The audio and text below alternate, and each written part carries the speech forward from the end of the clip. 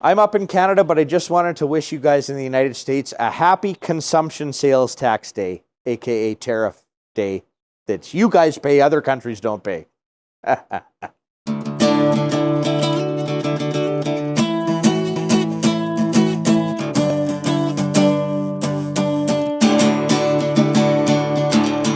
Can you tax me higher? So Trump implemented 25% tariff on Canada and Mexico, and I think 100% on China. Now, a tariff is a sales tax. So for instance, up in Canada, we're so smart, we put up to 280% tariffs on Chinese solar panels. I was talking to some green nincompoop and I had to explain this to them. I want solar panels. I want the best in the world. Well, China makes them all. But Canada, in order to protect Canada's non-existent solar panel manufacturing industry, we need to tax China. If I want $10,000 in solar panels, what do? I give China $10,000 and they send me beautiful high-end solar panels. When it hits my Canada border pirates, I have to pay my government $28,000 for those $10,000 worth of solar panels I bought. Did China pay the tariff on Chinese solar panels? Or did I just get screwed by my government and I paid the tariff? China doesn't pay the tariffs. I pay the tariff. The USA pays the tariffs. It's a consumption tax on anything that you import, whether you're a consumer or a US-based company. You pay the tax. I don't know if you knew this, but the USA can't say, we're going to tax Canada. We're going to tax Australia and China. You can't. You're another country. You don't tax anybody. Trump made an external revenue service. So we're going to tax China and other countries and the BRICS nations. We're going to tax them instead of our own people. That's an oxymoron and complete opposite falsehood. External revenue service. Some people are saying, and Trump mentioned, well, we used to just have tariffs to fund our government, so we're going to get rid of the income tax. Excellent. Tariffs are a better tax than an income tax. I would prefer you guys had tariffs over an income tax, but is he going to do that? Trump likes big government, and he expanded the government the first time around. Instead of draining the swamp got bigger. He made inflation very high, and Trump really likes spending. So in his first term, inflation was, for the first 4 years, 4%, 4%, 4%, 16%, and the government got bigger. Trump wants to drain the swamp, but he just made the swamp bigger, made an external revenue service. But why wouldn't you just adjust, so fire most of the IRS workers, okay, just fire them, and switch from income tax to consumption sales tax, called a tariff. But no, let's make another department called the External Revenue Service. I don't think he's going to get rid of the income tax and replace it with tariffs because he has the IRS and the ERS now. Uh-oh. So I liked Trump before he was famous. I read a bunch of his books the first time he was a candidate, and the benefit of the doubt for the first year, he's talking drain the swamp. Yes! Like, I'm so happy for you guys. Like, we finally got a libertarian in there. And then, of course, right, he increased the debt, increased the size of the government, created high inflation, and now he's taking more your freedom of choice away with a tariff.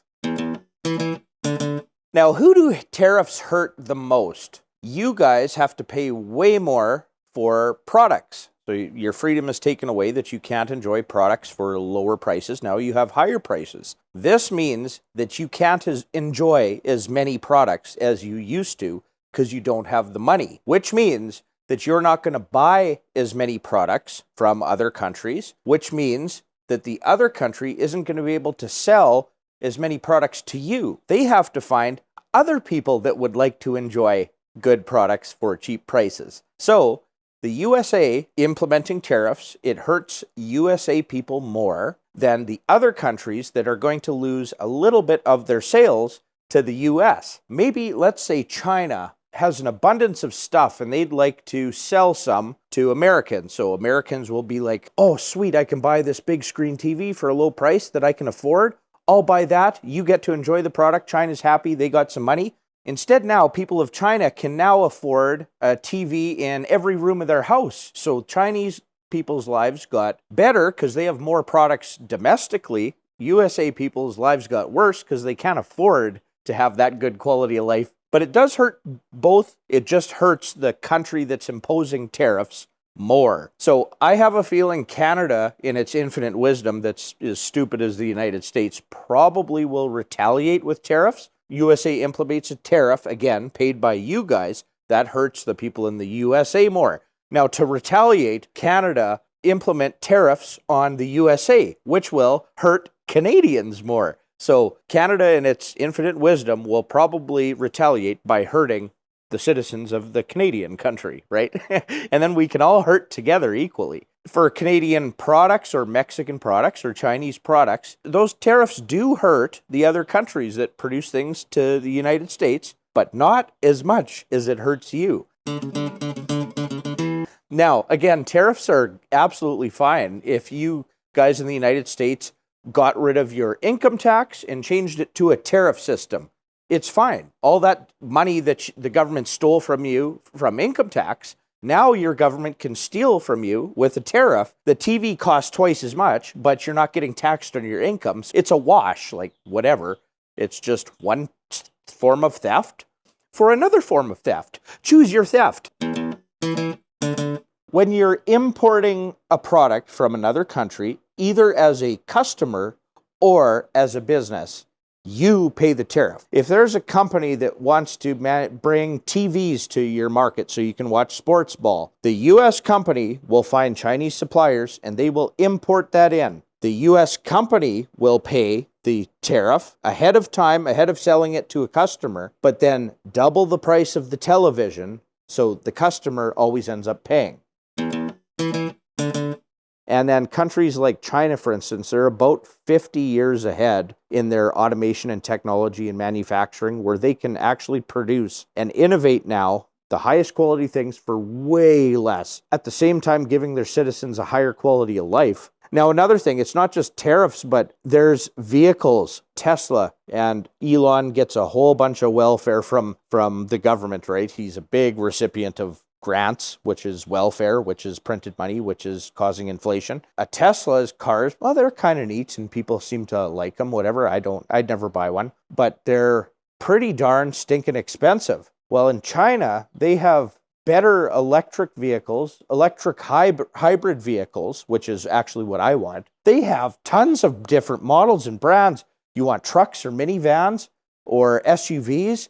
Or things, these things you can press a button, they're so advanced, they turn around on a dime, and they're cheap, like way cheaper than a Canadian USA car. I would actually buy some of these vehicles. Actually, the one vehicle I want to buy is a Toyota. Toyota launched a $8,000 starting price truck. It's a regular cab, manual transmission, it's got a little gas engine. I'd upgrade to the little diesel. A flatbed, it can haul 1 ton of stuff on the back. I would buy 2 of those tomorrow. Okay, Toyota invented these things. I think you can get them in Mexico and other countries, but can you get them in Canada or the USA? Well, no. Oh, well, why, government? Why can't we have nice things here? Well, we have to protect our auto sector. So we got high-paid factory workers, and everything's expensive in the country, so those auto workers have to get paid a lot because our countries are going to crap and there's such high inflation. And we make really expensive shit vehicles that you have to debt finance it because we live in a debt-based Ponzi scheme and you have to borrow money to pay debt, to pay banks and pay the government. And we can't have nice things for cheap prices, right? Thank you, government. So it's not just a tariff that took away my choice, but I actually can't have this $8,000 Toyota truck because reasons. I hate it. Now, Dean, about the Canada tariff, why don't you just become the 51st state and move down here? No thanks. I'm sorry, guys. Love you down there. Pretty well the same as Canadians, right? You have way more debt. Way more.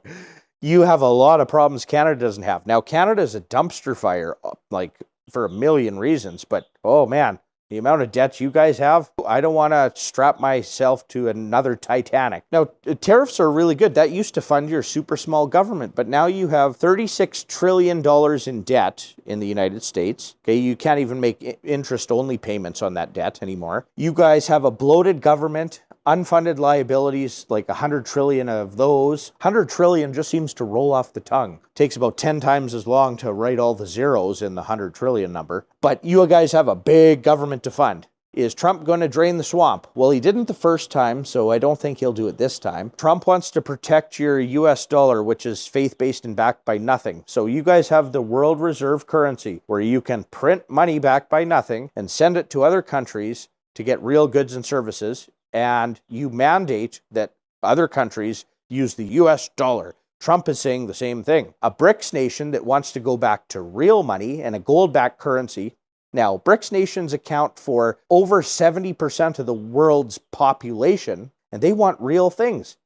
I'm thinking, geez, why want real things? I don't like central banks and inflation and them printing money. I don't like fiat currencies either. Sorry, USA, as a Canadian, and these might be some fighting words, I would prefer to join BRICS. The only thing you have going for you is that you can print money out of thin air, and people still think that's the world reserve currency. When that goes away, you guys are going to be a third world country like the world has never seen. Now, there's ways out of this, obviously. If you guys work really hard and make sacrifices for 2 to 3 decades, maybe you'd only be, instead of 50 years behind China, maybe you'd be 20 years behind China. You could bring back automation and factories, manufacturing to your country, and build as much stuff in-house as you possibly can. And Canada too. If we suffered and worked our butts off for about 20 to 30 years or one generation, maybe we could build some energy plants, factories, and we could innovate things and make our own solar panels and batteries and electric cars and everything that's in Walmart. Maybe we could even make a better quality television than China even. You never know. But is that going to happen? Probably not, unfortunately. You used to fund your government with tariffs only, but your government was small. Now you have a massive government. You guys went to war with Britain over a 1% tariff on tea. You guys had a fit and went to war, and it was the American Revolution. So now Trump's doing 25 to 100% tariffs. There's still an income tax. Whether you get rid of that or not, I don't think you can, because you have way too much debt to pay off. You're screwed. So probably have an income tax and a tariff. But if you could choose one or the other, I would go tariff. Income tax is a tax on when you're providing value to others and get prosperous because of it. So the trophy you get for providing value to others is you get stolen from. Geez, well, why would I want to do that? So you have a consumption tax called a tariff, then it's a blanket tax. If you want to consume another country's product, you pay this tax. When income tax came to be, how it came to be actually was you guys had a tariff, and everybody knew that a tariff was a tax on you. It wasn't like what Trump said, it's a tax on China.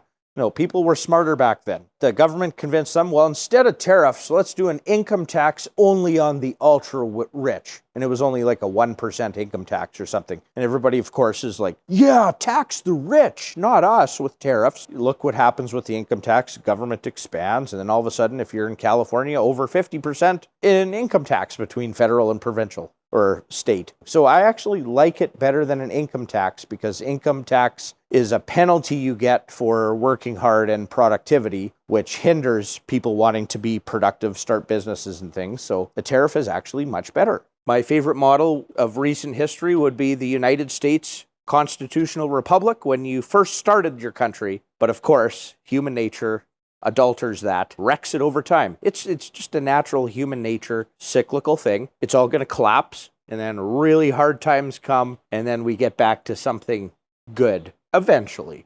But anyways, I just wanted to congratulate you guys and just explain briefly how that works. So you guys pay the tariff.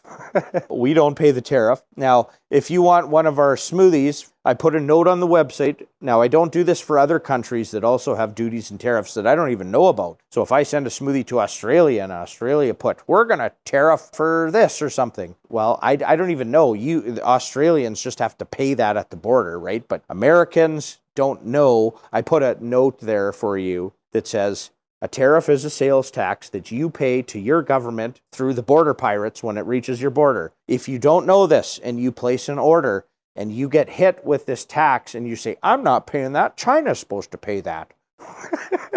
And you send it back, return to sender or something, there is processing fees for a transaction, shipping fees and a restocking fee, because I'm not eating that if you guys don't know how things work. You pay that to your government. It has nothing to do with me. So if I send a smoothie to Timbuktu and Timbuktu puts 1,000% tariff on, does not affect me. If you want the product, you have to pay the Timbuktu government to get that product past the Timbuktu border pirates. When I buy the odd thing from the United States, there's no notice on the website for all these countries, right? If you're a Canadian, your Canadian government has this much duties on this particular product. I get a bill from FedEx or UPS or the Canada Border Pirates when I import in something that I purchased from the USA. So I get the product, and then later I get a bill from FedEx or UPS that I have to pay them that goes to the government. My government taxes me with duties. Now, the free market way to do things is to not have tariffs, let everyone have freedom of choice, and to figure out what's wrong in your own country, why you can't compete or innovate like other countries. Other countries can automate and build factories and things and have low taxes and more freedoms. Why can't you? To implement a tariff is taking away your freedom of choice. If I wanted to do some different manufacturing here, and I have a lot of ideas, is there any innovative places in Canada or the United States that I can buy automation equipment, take advantage of some of these technological awesome advances, buy the machineries and things? It's no, I would actually go to China to get manufacturing equipment, and they would gladly sell that to me. My government gets in the way, and I have to pay a sales tax to even bring manufacturing back. Trump is not for freedom. He takes away freedom of choice. Instead of saying, well, China's stealing from us. No, China's providing you good products. Figure out what's wrong with your own system and try to compete with them. Try to make a better product than China for a cheaper price instead of making Chinese products more expensive and other countries' products more expensive for you to enjoy using. What I could do with the innovation of buying that $8,000 Toyota truck instead of driving the old beaters that I try to keep going because I'm not going to go into debt and buy a new truck, that would make my life so much better. Thank you, Toyota, wherever those are made, Japan or China or something. Thank you for making my life better. Instead of manual labor, I could get automated factory equipment, and I could make products locally in Canada. I'm a libertarian and I'm for freedom. I don't have a problem with China or other countries of any kind. I don't support slave labor and things like that, but China doesn't have slave labor. They have automation and technology. Anyway, thanks for watching, and it is what it is. I don't give a shit about anything anymore. This is why you homestead too, by the way. So catch you next time.